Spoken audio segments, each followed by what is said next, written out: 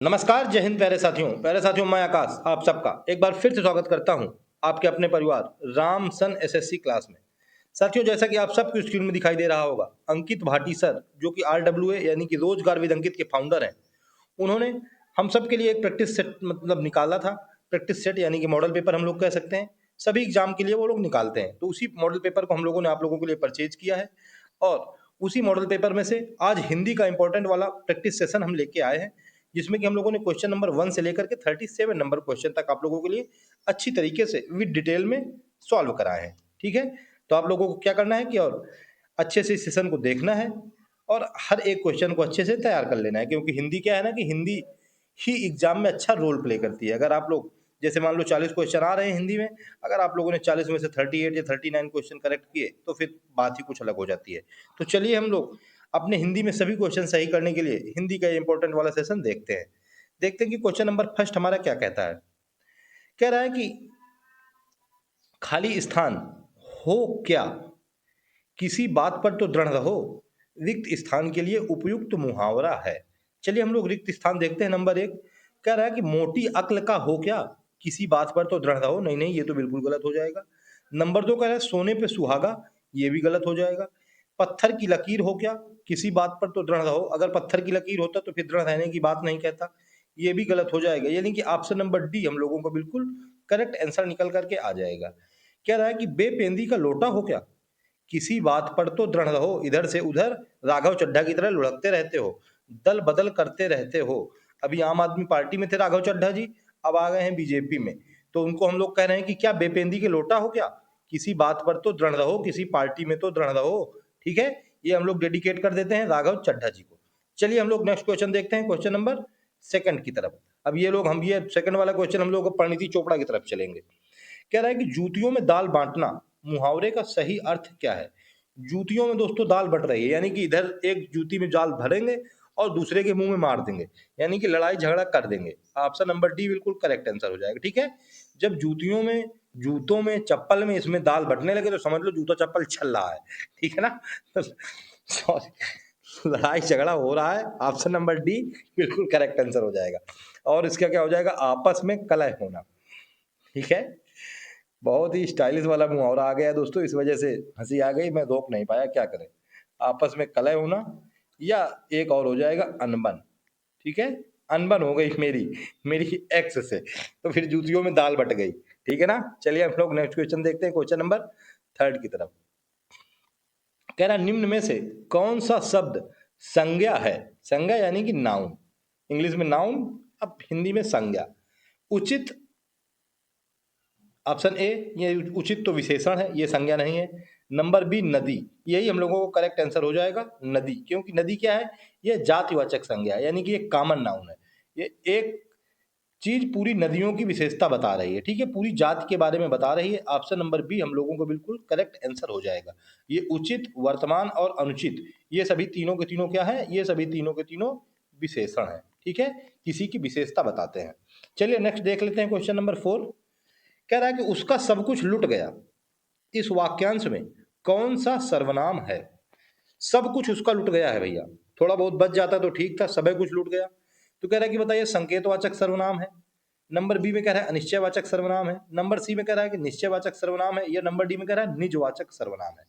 दोस्तों option number B अनिश्चयवाचक सर्वनाम क्या हो जाएगा, बिल्कुल करेक्ट आंसर हो जाएगा। ठीक है, ये पता नहीं चल रहा है कि क्या क्या लूटा है, बस इतना पता चल रहा है कि सब कुछ लूट गया। अब सब कुछ में पता नहीं क्या क्या आता है, इसी वजह से ये अनिश्चित है, ये इनडेफिनिट है। ठीक है, निश्चित नहीं है, यानी कि ये डेफिनिट नहीं है, तो हम लोग इसको इंग्लिश में इनडेफिनिट कह देंगे। ठीक है, इंडेफिनिट प्रीपोजिशन, अनिश्चयवाचक सर्वनाम। Option number B correct answer हो जाएगा। चलिए नेक्स्ट देखते हैं क्वेश्चन, क्वेश्चन नंबर 5। अगर दोस्तों आप लोगों को क्लास पसंद आ रही हो, मतलब क्लास अच्छी लग रही हो, और अभी तक आप लोगों ने चैनल को सब्सक्राइब नहीं किया हो, तो फिर चैनल को सब्सक्राइब जरूर कर लीजिएगा। ठीक है, क्योंकि ऐसी इंपॉर्टेंट क्लास आप लोग देख रहे होंगे।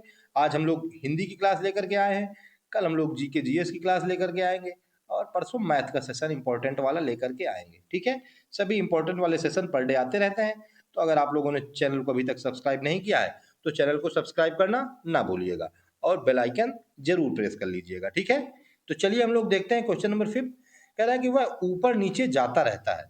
वाक्य में अव्यय पद है। अव्यय क्या होता है, सबसे पहले हम लोग ये जान लेंगे।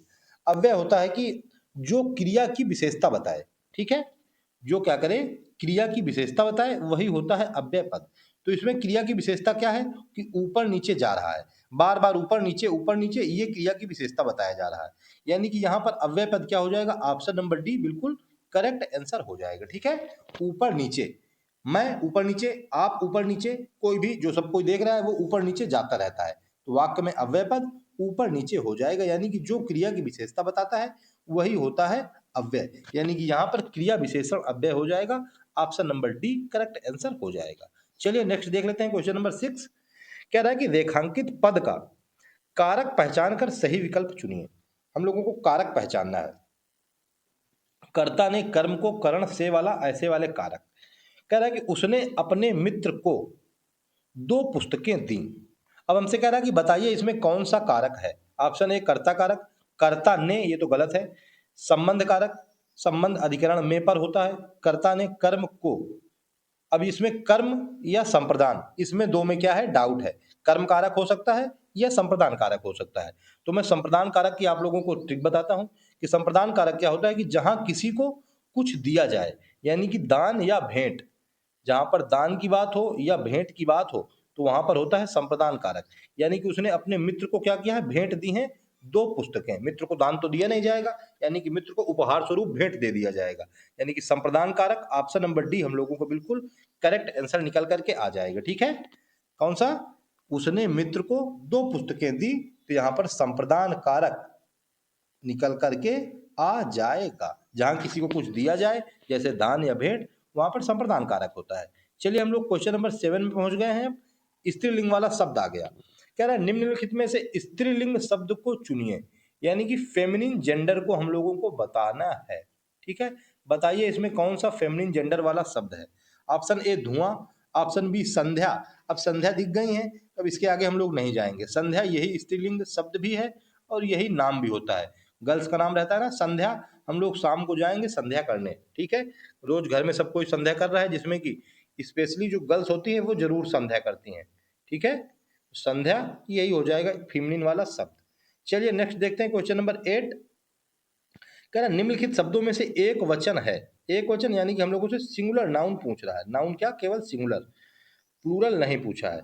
ऑप्शन ए प्राण, ऑप्शन बी दर्शन, ऑप्शन सी ओट या ऑप्शन डी तेल। दोस्तों ऑप्शन डी तेल क्या हो जाएगा, बिल्कुल करेक्ट आंसर हो जाएगा। ठीक है, तेल क्या है, ये द्रव्यवाचक संज्ञा है, कलेक्टिव नाउन संज्ञा है। ये कौन सा है दोस्तों, द्रव्यवाचक संज्ञा है। ये क्या होता है कि जो द्रव्यवाचक संज्ञा होते हैं वो प्रायः सिंगुलर नाउन में प्रयुक्त होते हैं, मतलब एक वचन में ही प्रयुक्त होते हैं। यानी कि तेल यही एक वचन हो जाएगा, और बाकी प्राण ये हो जाएगा प्लूरल, ओंठ ये भी हो जाएगा प्लूरल, और दर्शन ये तो प्लूरल होता ही है। चलिए नेक्स्ट देखते हैं हम लोग क्वेश्चन, क्वेश्चन नंबर 9। वही दोस्तों जो अगर आप लोगों से जो ये क्वेश्चन पूछता है ना कि स्त्रीलिंग शब्द बताइए, एक वचन बहुवचन बताइए, आप लोग देख रहे होंगे कि मैं जब सेशन लेके आता हूं तो हर 2-3 दिन में ये वही शब्द रिपीट हो जाते हैं। वही शब्द दोस्तों घुमा फिरा के पूछते रहते हैं। ये होता है प्रैक्टिस का फायदा। हम लोग जब पर डे प्रैक्टिस करते रहेंगे तो हम लोगों को क्वेश्चन अपने आप दिमाग में छप जाते हैं। ठीक है, चलिए 9 नंबर क्वेश्चन देखते हैं। कह रहा है कि इनमें से कौन सा संधि विच्छेद सही नहीं है। चलिए हम लोग देख लेते हैं कौन सा सही नहीं है। ऑप्शन ए दिया हुआ है सुरेश, सुर प्लस ईस, बिल्कुल सही हो जाएगा।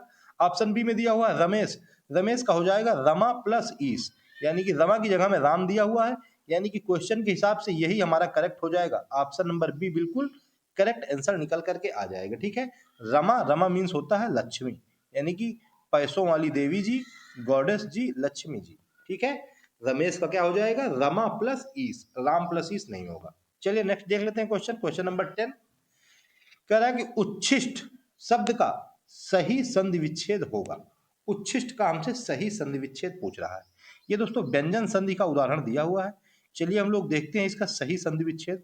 ऑप्शन ए में दिया हुआ उत प्लस शिष्ट। दोस्तों अब आगे देखने की जरूरत नहीं है, यही करेक्ट हो जाएगा, उत प्लस शिष्ट। इसमें क्या होता है कि जो ता दिया हुआ है, ये वाला ता, इसके बाद ये दिया हुआ है जो सा, तो जब ता के बाद सा आए तो चेंज हो जाता है, ता चेंज हो जाता है चा में, और सा चेंज हो जाता है छा में। ठीक है, अगर ता के बाद सा आए ता उसके बाद आ जाए सा, तो ता चेंज हो जाता है चा में और सा चेंज हो जाता है छा में, यानी कि ता चेंज होके चा हो गया, सा चेंज होके छा हो गया, उच्छिष्ट हो गया। ऑप्शन नंबर ए हम लोगों को बिल्कुल करेक्ट आंसर निकल करके आ गया है। ठीक है, इंपॉर्टेंट है, आप लोग इसको अच्छे से कवर कर लीजिए। चलिए हम लोग नेक्स्ट क्वेश्चन देखते हैं, क्वेश्चन नंबर 11। अब कह रहा है कि जेब कतरा शब्द में कौन सा समास है? जेब कतरा, जो जेब को कतर दे, यानी कि जेब को कतरने वाला, तो इसमें हो जाएगा कर्म तत्पुरुष। ऑप्शन नंबर डी बिल्कुल करेक्ट आंसर हो जाएगा। ठीक है, कर्म कारक, जेब को कर्ता ने कर्म को, आता है ना, जब हम लोग कारक पहुंचते पढ़ते हैं तो पहले आता है कर्ता ने, उसके बाद दूसरा ही आ जाता है कर्ता ने कर्म को, यानी कि जेब को, यानी कि जेब को। अब को से हम लोगों ने पहचान कर लिया कि यहाँ पर कर्म कारक यानी कि कर्म तत्पुरुष। ऑप्शन नंबर डी हम लोगों को बिल्कुल करेक्ट आंसर हो जाएगा। चलिए हम लोग नेक्स्ट देखते हैं क्वेश्चन, क्वेश्चन नंबर 12। कह रहा है कि पांडव में कैसा प्रत्यय है? कैसा प्रत्यय, ये दोस्तों थोड़ा टफ क्वेश्चन आ गया है, इस वजह से आप लोग इसको इंपॉर्टेंट लिख लीजिए और इसको याद भी कर लीजिए। पांडव का संधि विच्छेद भी दोस्तों बहुत इंपॉर्टेंट होता है। हम लोग पांडव का सबसे पहले संधि विच्छेद देखते हैं। इसका होता है पांडु प्लस आ, ये होता है इसका संधि विच्छेद। हमसे पूछ रहा है कैसा प्रत्यय है, दोस्तों इसमें तद्धित प्रत्यय है। ऑप्शन नंबर बी बिल्कुल करेक्ट आंसर हो जाएगा। ठीक है, ये जहां पर स्वर वाले प्रत्यय आ जाए वहां पर तद्धित प्रत्यय हो जाता है। ऑप्शन बी बिल्कुल करेक्ट आंसर निकल करके आ जाएगा। चलिए हम लोग नेक्स्ट देखते हैं क्वेश्चन, क्वेश्चन नंबर 13। कह रहा है कि स्वाभाविक, स्वाभाविक और स्वागत, इन दोनों शब्दों में कौन सा उपसर्ग है? उपसर्ग क्या होता है कि उपसर्ग पहले जोड़ा जाता है। मैंने आप लोगों से बताया उपसर्ग पहले यानी कि बिफोर। स्वाभाविक, सबसे पहले हम लोग देखते हैं कि स्वाभाविक का संधि विच्छेद क्या होगा। स्वाभाविक का संधि विच्छेद होता है स्व प्लस भाव प्लस एक। हमसे पूछ रहा है कि बताइए इसका उपसर्ग, उपसर्ग पहले जोड़ा जाता है यानी कि स्व हो जाएगा इसका उपसर्ग स्वाभाविक का। स्वागत को क्या लिखा जाता है? स्वागत को लिखा जाता है सु प्लस आगत, ये होता है स्वागत, यानी कि स्वागत का क्या हो जाएगा उपसर्ग, ये हो जाएगा सु, यानी कि स्व पहले में और सु बाद में, दोनों में क्रमशः स्व और सु। ऑप्शन नंबर सी क्या हो जाएगा, बिल्कुल करेक्ट आंसर हो जाएंगे। मैं देख रहा हूं बहुत से बच्चे ऑप्शन ए लगा रहे हैं कि दोनों में स्व हो जाएगा। दोस्तों आप लोग फंस जाएंगे। मैंने बताया कि संधि विच्छेद से जो बिल्कुल सही अर्थ निकलता है वही हम लोगों को उपसर्ग और प्रत्यय लिखने होते हैं। सु मीन्स सुंदर और स्व मीन्स स्वयं यानी कि अपना। ऑप्शन सी हम लोगों को बिल्कुल करेक्ट आंसर हो जाएगा। ठीक है, चलिए नेक्स्ट देखते हैं क्वेश्चन, क्वेश्चन नंबर आ गए हम लोग 14 की तरफ। 14 नंबर क्वेश्चन कह रहा है कि देशज वे शब्द हैं। देशज कौन से शब्द होते हैं? देशज दोस्तों ऐसे शब्द होते हैं कि जो क्षेत्रीय बोलियों से आ जाते हैं, इससे क्षेत्रीय बोलियों से हिंदी में लाए गए हैं। जैसे मान लो ये किसी क्षेत्र में बोले जाते रहे और हिंदी में उसको आ गए।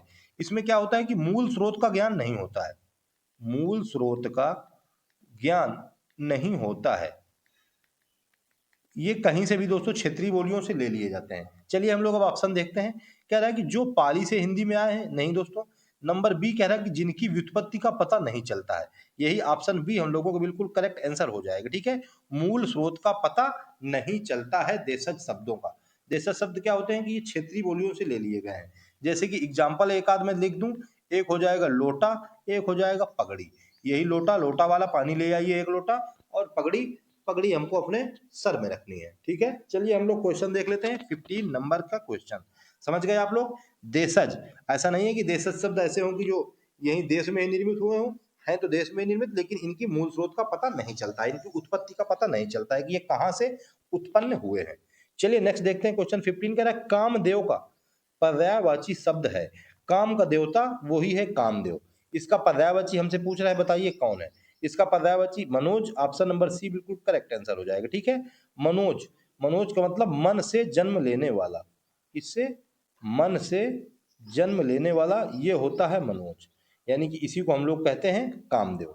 और हम लोग देख लेते हैं ये सरोज दिया हुआ है, सरोज ये कमल का होता है पर्यायवाची।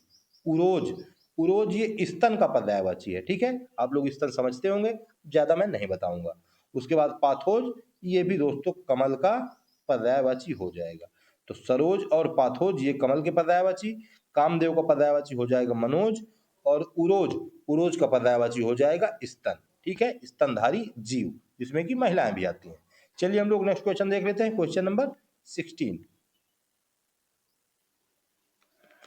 कह रहा है कि निम्नलिखित में से विलोम शब्दों का कौन सा एक युग्म गलत है। विलोम शब्दों का कौन सा एक युग्म गलत है, यानी कि इसमें 4 युग्म दिए हैं, इसमें से 3 सही हैं और एक गलत है। चलिए हम लोग देखते हैं। दिया हुआ है निषिद्ध, निषिद्ध मीन्स रोकना, विहित यानी कि जाइए, ऑप्शन ए बिल्कुल करेक्ट हो गया। वक्र और ऋजु, वक्र यानी कि घुमा फिरा हुआ, ऋजु यानी कि सीधा। उसके बाद कटु और तिक्त, कटु मीन्स तो दोस्तों होता है कड़वा, और तिक्त, तिक्त मीन्स भी होता है दोस्तों कड़वा, यानी कि यहाँ पर तिक्त की जगह होना चाहिए था मृदु यानी कि सरल। ऑप्शन सी क्वेश्चन के हिसाब से हम लोगों को बिल्कुल करेक्ट आंसर हो जाएगा, ठीक है। उल्टा नहीं लिखा हुआ, इसमें समानार्थी शब्द लिख दिया है। कटु मीन्स भी कड़वा और तिक्त मीन्स भी कड़वा। पाश्चात्य मीन्स पुराना, प्राच्य मीन्स नया, तो यानी कि ऑप्शन सी क्वेश्चन के हिसाब से गलत युग्म निकल करके आ जाएगा। चलिए नेक्स्ट देखते हैं क्वेश्चन नंबर 17। कह रहे निम्नलिखित शब्दों में से एक की वर्तनी शुद्ध है। 4 शब्द दिए हैं, उसमें एक शुद्ध लिखा है और 3 गलत लिखे हैं। शुद्ध वालों को हमको पहचानना है। ऑप्शन ए दिया हुआ है आभ्यंतरिक, ये गलत हो जाएगा। ऑप्शन बी अत्याधिक, ये भी गलत हो जाएगा। ऑप्शन सी निरोग, यही बिल्कुल करेक्ट आंसर हो जाएगा, ठीक है। शुद्ध वर्तनी वाला शब्द निरोग हो जाएगा, और ये निरापराधनी, ये भी गलत हो जाएगा, यानी कि ये तीनों गलत हो जाएंगे, और सी निरोग बिल्कुल करेक्ट हो जाएगा। चलिए हम लोग नेक्स्ट देखते हैं क्वेश्चन, क्वेश्चन नंबर 18। कह रहा है कि अच्छे लड़के परिश्रमी होते हैं, कैसा वाक्य है। अच्छे लड़के परिश्रमी होते हैं, ये तो बहुत बढ़िया बात है। अब इसमें कह रहा है कि ये कैसा वाक्य है। यह सरल वाक्य है, ऑप्शन नंबर सी बिल्कुल करेक्ट आंसर हो जाएगा, ठीक है। जिस वाक्य में दोस्तों एक ही उद्देश्य के बारे में बताया जाए। किसके बारे में? एक ही उद्देश्य के बारे में, या एक ही बात के बारे में, या एक ही बात कही जाए तो क्या होता है, वहां पर सरल वाक्य होता है। सरल वाक्य अच्छे लड़के परिश्रमी होते हैं, ये अच्छे लड़कों को बता दिया गया एक ही उद्देश्य कि ये सब परिश्रमी होते हैं। सरल वाक्य हो गया, ऑप्शन नंबर सी करेक्ट हो गया। चलिए नेक्स्ट देखते हैं क्वेश्चन, क्वेश्चन नंबर 19। कह रहा है कि शुद्ध वाक्य छांटिए। चलिए शुद्ध वाक्य छांट लीजिए। कह रहा है कि गाय का शुद्ध दूध यहां मिलता है। गाय का शुद्ध दूध यहां मिलता है। नंबर दूसरे में कह रहा है कि यहां गाय का शुद्ध दूध मिलता है। ऑप्शन बी बिल्कुल करेक्ट आंसर हो जाएगा, ठीक है। यहां दोस्तों ये बीच में नहीं आएगा, ये आ जाएगा शुरू में। अगर यहां लिखा होता कि यहां गाय का शुद्ध दूध मिलता है तो यही करेक्ट हो जाता। ऑप्शन बी हम लोगों को बिल्कुल करेक्ट आंसर हो गया। ऑप्शन सी कह रहा है शुद्ध गाय, ये भी गलत हो जाएगा, यानी कि ये 3 ऑप्शन गलत हो जाएंगे। ऑप्शन बी शुद्ध वाक्य हो जाएगा, यहां गाय का शुद्ध दूध मिलता है। चलिए हम लोग नेक्स्ट देखते हैं क्वेश्चन, क्वेश्चन नंबर 20। कह रहा है कि अंत्यज शब्द का सही अर्थ है। अंत्यज का सही अर्थ चलिए देखते हैं। कह रहा है कि जो जन्म से अपंग हो, जो जन्म से अपंग हो तो उसको अपंगु कहते हैं। नंबर 2 कह रहा है कि जो जन्म के उपरांत त्याग दिया गया हो, जो त्याग दिया जाएगा उसको त्यक्त कहा जाएगा। नंबर 3 में कह रहा है कि जिसका जन्म निम्न यानी कि अछूत वर्ग में हुआ हो। दोस्तों यही हो जाएगा correct answer, option number C बिल्कुल करेक्ट आंसर हो जाएगा, ठीक है। अंत्यज यानी कि बिल्कुल अंत में, सबसे अंत में, या निम्न वर्ग वाला। क्या होता है इसका मतलब? सबसे अंत में या निम्न वर्ग में जन्म लेने वाला। सबसे अंत में या निम्न वर्ग में जन्म लेने वाला, ये क्या होता है? ये होता है अंत्यज, ठीक है। आप लोग याद रखिएगा, option number C correct answer हो जाएगा। चलिए नेक्स्ट देखते हैं क्वेश्चन, क्वेश्चन नंबर 21। कह रहा है कि अधिक प्रयत्न से उच्चारित होने वाले व्यंजन क्या कहलाते हैं। जिसको अधिक प्रयत्न लगाना पड़े वो दोस्तों महाप्राण कहलाते हैं। ऑप्शन नंबर सी बिल्कुल करेक्ट हो जाएगा, ठीक है। हमारा प्राण खींच लेते हैं, हमसे जोर से ताकत लगवाते हैं, इस वजह से महाप्राण। ऑप्शन सी बिल्कुल करेक्ट आंसर हो जाएगा, ठीक है। अधिक प्रयत्न से उच्चारित होने वाले व्यंजन। चलिए नेक्स्ट देखते हैं क्वेश्चन, क्वेश्चन नंबर 22। कह रहा है कि हिंदी संज्ञाओं के विषय में निम्नलिखित में से कौन सा कथन सही है।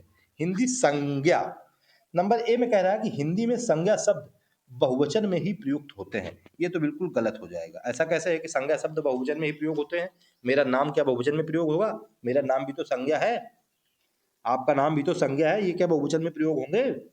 चलिए नेक्स्ट देखते हैं क्वेश्चन। कह रहा है कि जो संज्ञाएं लेखन में अकारांत है उनका उच्चारण व्यंजनात ही होता है। अकारांत यानी कि जिसमें जैसे लिखा हो केवल आ और आ की मात्रा लगी हो, जैसे कि लिख दिया हो राम, इसमें देखिए अकारांत है, कहीं पे ना ऊ है ना ई है, यानी कि आ वाली मात्रा है। तो कह रहा है उनका उच्चारण व्यंजनांत ही होता है। राम म यानी कि उनका जो उच्चारण है वो व्यंजनात ही होता है, यही सही हो जाएगा। ऑप्शन बी बिल्कुल करेक्ट आंसर हो जाएगा। ठीक है, ज्यादा जानकारी तो नहीं है लेकिन बी नंबर बिल्कुल करेक्ट हो जाएगा। सी देखते हैं, कह रहे हैं हिंदी में स्वरांत संज्ञा नहीं है, बिल्कुल गलत हो जाएगा। हिंदी में अंत ध्वनि की दृष्टि से केवल व्यंजनात् संज्ञा है, ये भी गलत हो जाएगा। Option number B correct answer हो जाएगा। चलिए नेक्स्ट देखते हैं क्वेश्चन, क्वेश्चन नंबर 23। कह रहा है कि हिंदी भाषा के विकास क्रम में पहली ईस्वी से लेकर 500 ईस्वी तक की भाषा को कहा जाता है। यानी कि फर्स्ट ईस्वी से लेकर के 500 ईस्वी तक की भाषा को क्या कहा जाता है? इसको प्राकृत कहा जाता है। ऑप्शन ए बिल्कुल करेक्ट आंसर हो जाएगा। ठीक है, पहली से लेकर 500 ईस्वी तक प्राकृत। चलिए हम लोग सबसे पहले देखते हैं कि हमारा कैसा हुआ है हिंदी भाषा का विकास।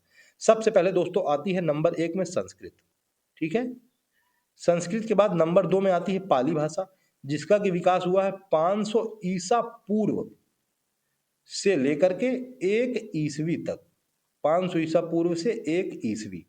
फिर उसके बाद आती है प्राकृत, यानी कि नंबर 3 में। ये है दोस्तों 1 ईस्वी से लेकर के 500 ईस्वी तक। यही हमसे क्वेश्चन में पूछा था। इस प्राकृत के बाद दोस्तों आ जाती है नंबर 4 में अपभ्रंश। क्या आती है? अपभ्रंश। ठीक है, ये क्या होती है? ये 500 से लेकर के 1000 ईस्वी तक होती है अपभ्रंश। अपभ्रंश के बाद आ जाती है नंबर 5 में हिंदी, जो कि 1000 से लेकर के अभी प्रेजेंट टाइम तक है, 1000 से लेकर के अब तक। ठीक है, अच्छे से आपको दिख रहा होगा, मैंने मुंह से बोल दिया है, नहीं अगर दिख रहा होगा ओरल मैंने बोला है मौखिक तरीके से, तो आप लोगों को अच्छे से सुनाई दे गया होगा। चलिए हम लोग नेक्स्ट देखते हैं क्वेश्चन, क्वेश्चन नंबर 24। कह रहे निम्नलिखित आधुनिक भाषाओं में से किसका संबंध अपभ्रंश की पैसाची बोली से है? अपभ्रंश मैंने बताया इसका विकास 500 से लेकर के 1000 ईस्वी के बीच में हुआ है अपभ्रंश का। अपभ्रंश के बाद आती है हिंदी। हिंदी का विकास हो गया है 1000 से लेकर के प्रेजेंट तक, यानी कि अब तक। ठीक है, आधुनिक समय तक।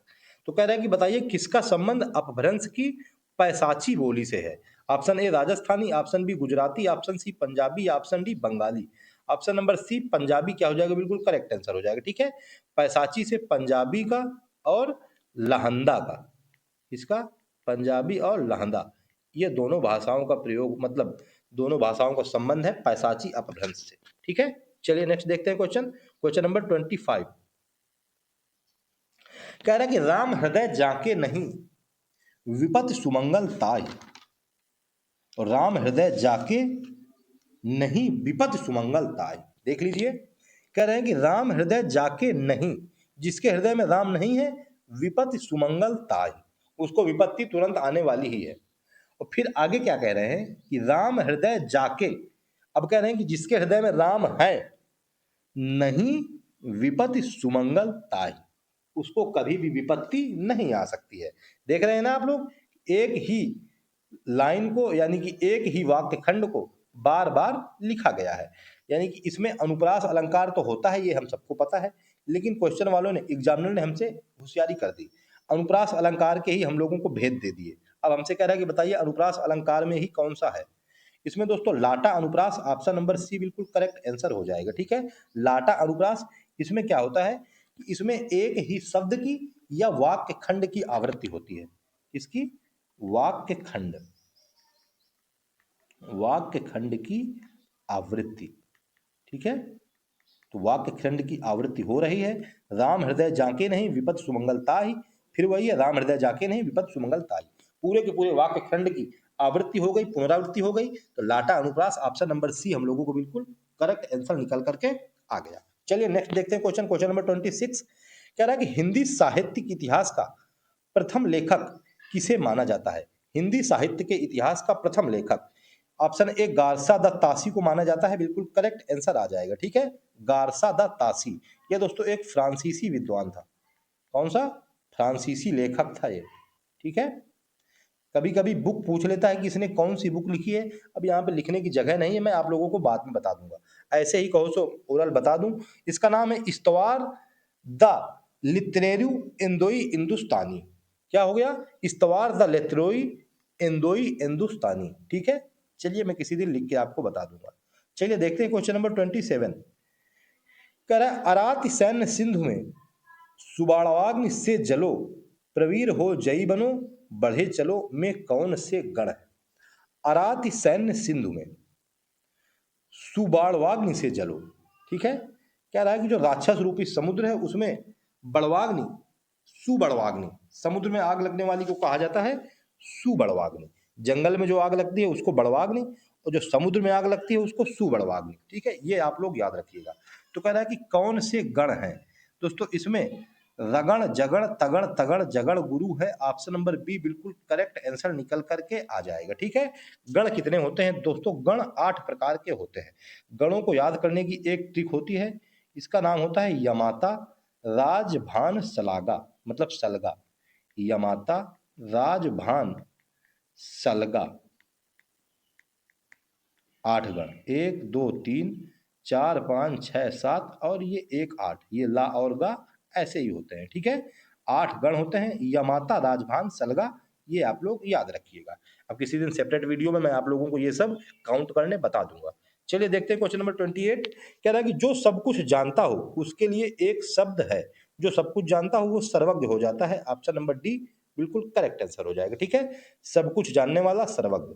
चलिए नेक्स्ट देखते हैं क्वेश्चन, क्वेश्चन नंबर 29।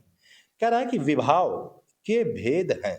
विभाव क्या होता है, विभाव होता है रस की उत्पत्ति का कारण। जिस कारण से रस उत्पन्न होता है उसी को विभाव कहा जाता है। विभाव के कह रहा है कि कितने भेद होते हैं दोस्तों, इसके 2 भेद होते हैं, आलंबन और उद्दीपन। ऑप्शन नंबर डी बिल्कुल करेक्ट आंसर हो जाएगा, ठीक है। कौन कौन से, नंबर 1 आलंबन और नंबर 2 उद्दीपन। आलंबन क्या होता है, आलंबन होता है कि जिसका सहारा लेकर भाव जागृत होते हैं। क्या, आलंबन, भाव जागृत होना, जैसे नायक और नायिका। एग्जाम्पल में लिख दूं मैं, नायक और नायिका यानी कि हीरो और हीरोइन, ठीक है, यानी कि बॉयफ्रेंड और गर्लफ्रेंड। उसके बाद नंबर 2 में उद्दीपन। उद्दीपन क्या होता है, उद्दीपन होता है कि दोस्तों जो भाव को और अधिक तीव्र कर दे। क्या करे, जो भाव को और अधिक तीव्र कर दे, जैसे कि चांदनी रात हो, एकांत स्थल हो, या तो रात हो, ठीक है ना, इसमें भाव और तीव्र हो जाते हैं। इसमें क्या होता है कि नायिका की और याद आने लगती है। जब एकांत में होते हैं, रात होती है, तो हमारे क्या होते हैं कि रस और तीव्र गति से बढ़ने लगते हैं, ठीक है। तो विभाव के 2 भेद होते हैं, नंबर 1 आलंबन और नंबर 2 उद्दीपन। विभाव क्या होता है, रस की उत्पत्ति का कारण होता है। चलिए नेक्स्ट देखते हैं क्वेश्चन नंबर 30। कह रहा है कि पायो जी मैंने राम रतन धन पायो, वस्तु अमोलक दी मेरे, सदगुरु कृपा कर पिनायो, पायो जी मैंने राम रतन धन पायो। उपर्युक्त पंक्ति में कौन सा रस है। मैंने राम रतन रूपी धन पा लिया है, इसमें भक्ति रस है। ऑप्शन नंबर सी बिल्कुल करेक्ट आंसर हो जाएगा, ठीक है। जिसने राम रूपी रतन को पा लिया वो भक्ति में डूब गया, यानी कि भक्ति रूपी रस बिल्कुल करेक्ट आंसर निकल करके आ जाएगा। मेरे तो चैनल का ही नाम राम से आ रहा है, यानी कि मैं भी भक्ति रस में डूबा हुआ हूँ, ठीक है। राम सन एसएससी क्लास, यहाँ पर राम रतन धन पा गए यानी कि भक्ति रस में डूब गए। अब आप लोग समझ लीजिए, अगर भक्ति चाहना हो तो चैनल को सब्सक्राइब जरूर कर लीजिएगा, ठीक है। चलिए देखते हैं क्वेश्चन नंबर 31। कह रहा है कि वर्ष 2016 का साहित्य अकादमी पुरस्कार नासिरा शर्मा को उनके किस उपन्यास पर दिया गया। 2016 का साहित्य अकादमी पुरस्कार, ये दोस्तों पारिजात के लिए दिया गया था। ऑप्शन नंबर डी बिल्कुल करेक्ट आंसर हो जाएगा, ठीक है, पारिजात का फूल। चलिए नेक्स्ट देखते हैं क्वेश्चन नंबर 32, ये डायरेक्ट याद करिएगा आप लोग। कह रहा है कि भीष्म साहिनी के उपन्यास तमस को कौन सा पुरस्कार प्राप्त है। इसको भी दोस्तों साहित्य अकादमी पुरस्कार प्राप्त है। ऑप्शन सी बिल्कुल करेक्ट आंसर हो जाएगा, ठीक है। 1975 ईस्वी में इसको साहित्य अकादमी पुरस्कार दे दिया गया था। ये जो तमस है ये भारत विभाजन पर आधारित है। ये जो भारत पाकिस्तान बंटवारा हुआ था ना, इस पर आधारित है, भारत विभाजन पर और सांप्रदायिक दंगों पर, ठीक है।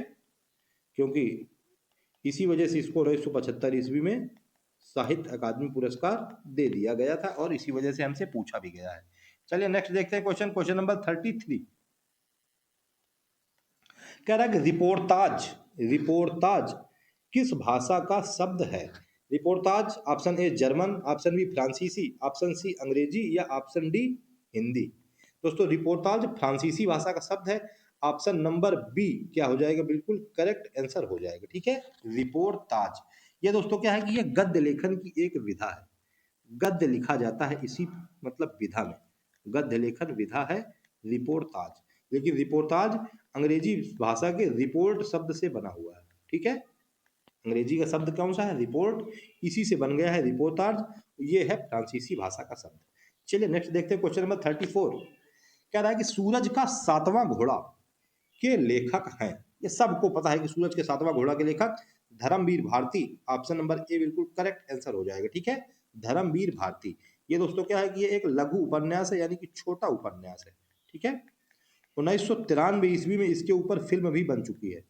इसके ऊपर, इसी के ऊपर, सूरज के सातवां घोड़ा के ऊपर, इसी वजह से इंपॉर्टेंट है। ठीक है, चलिए नेक्स्ट देखते हैं क्वेश्चन। क्वेश्चन नंबर 35, इंपॉर्टेंट वाला क्वेश्चन आ गया। कह रहा है कि रसखान कवि का वास्तविक नाम था। रसखान कवि का वास्तविक नाम क्या था? Option A Naseem Khan, option B Ali Ahmad, option C Abdul, या ऑप्शन डी सैयद इब्राहिम। दोस्तों ऑप्शन नंबर डी बिल्कुल करेक्ट आंसर हो जाएगा। ठीक है, रसखान का वास्तविक नाम क्या था? इनका नाम था सैयद इब्राहिम। इन्होंने दोस्तों दिल्ली के पठान परिवार में इनका जन्म हुआ था। कहाँ पर? दिल्ली के पठान परिवार से संबंधित थे, और स्वामी विठलनाथ से दोस्तों इन्होंने दीक्षा ली, और उसके बाद जाके ब्रजभूमि में बस गए, और भगवान कृष्ण के बहुत बड़े भक्त थे ये। चलिए नेक्स्ट देखते हैं क्वेश्चन नंबर 36।